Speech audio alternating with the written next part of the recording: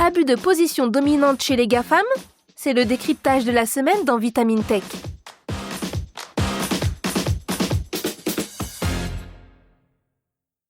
Ils sont tout-puissants mais doivent aussi respecter des règles. Les GAFAM, géants du numérique, occupent une place centrale dans l'écosystème technologique mondial. Mais leur influence soulève des questions sur l'équilibre concurrentiel du marché.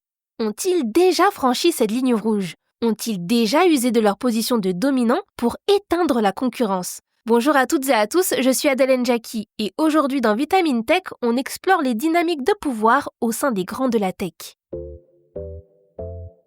Les GAFAM, ce sont un peu les Avengers du monde numérique. Qui ne connaît pas Google, Apple, Facebook devenu Meta, Amazon et Microsoft? Ce sont les géants américains de la tech. On les appelle aussi les Big Five.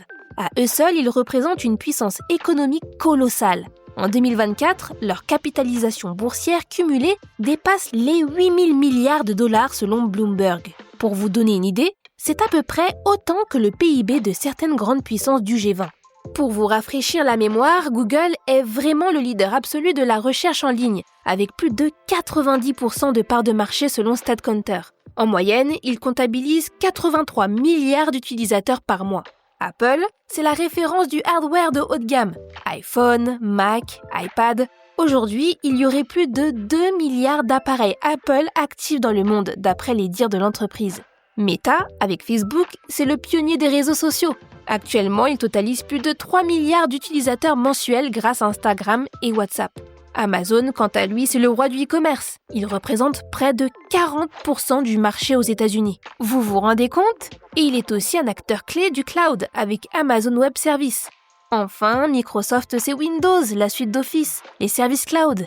Bref, un incontournable dans les outils bureautiques numériques. Pour se développer, les GAFAM n'ont pas limité leur activité à leur secteur d'origine.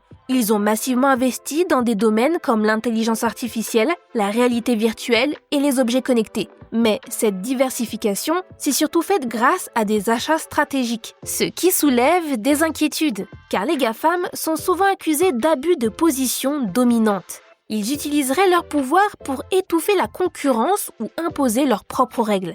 Leur stratégie est souvent résumée par l'expression « copier, transmettre, tuer ». Et ça, c'est illégal.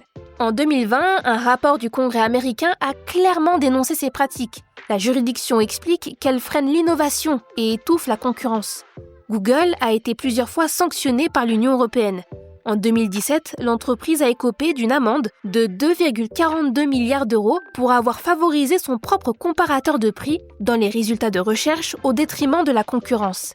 Et la semaine dernière, une décision de justice rendue par le tribunal fédéral de Virginie vient conclure que la firme californienne a, je cite, volontairement acquis et maintenu un pouvoir de monopole sur les marchés des serveurs publicitaires et des échanges publicitaires des éditeurs. Apple est également critiquée pour les conditions strictes qu'elle impose aux développeurs via l'App Store, notamment à travers des commissions jugées abusives qui empêchent parfois l'utilisation de systèmes de paiement alternatifs. Meta, de son côté, est actuellement au cœur d'une bataille juridique. Après avoir racheté Instagram en 2012 et WhatsApp en 2014, le réseau social est accusé d'avoir éliminé les concurrents en les absorbant. Amazon fait aussi l'objet d'une enquête de la Commission européenne depuis 2022. Elle est soupçonnée d'utiliser les données de ses vendeurs tiers pour créer ses propres produits similaires qu'elle met ensuite en avant sur sa plateforme. Quant à Microsoft, elle a déjà été visée dans les années 90 pour avoir imposé Internet Explorer via Windows, un cas emblématique d'abus de position dominante. Bref, il faut s'accrocher si l'on veut jouer dans la même cour que les Big Five.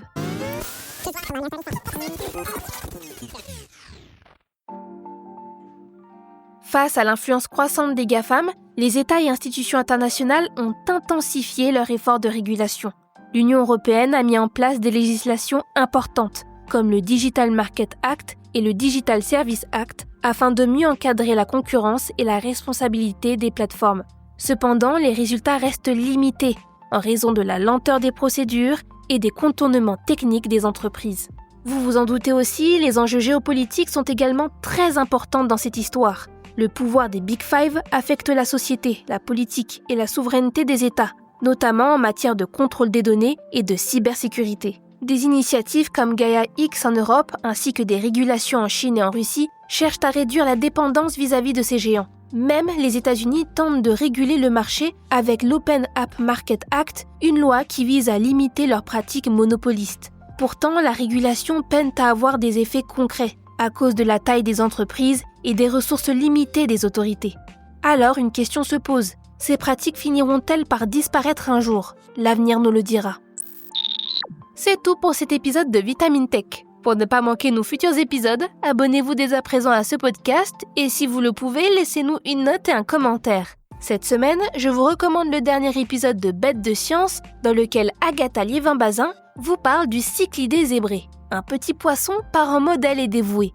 Pour le reste, je vous remercie pour votre fidélité à Vitamine Tech, je vous souhaite tout le meilleur et comme d'habitude, une excellente journée ou une très bonne soirée et restez branchés.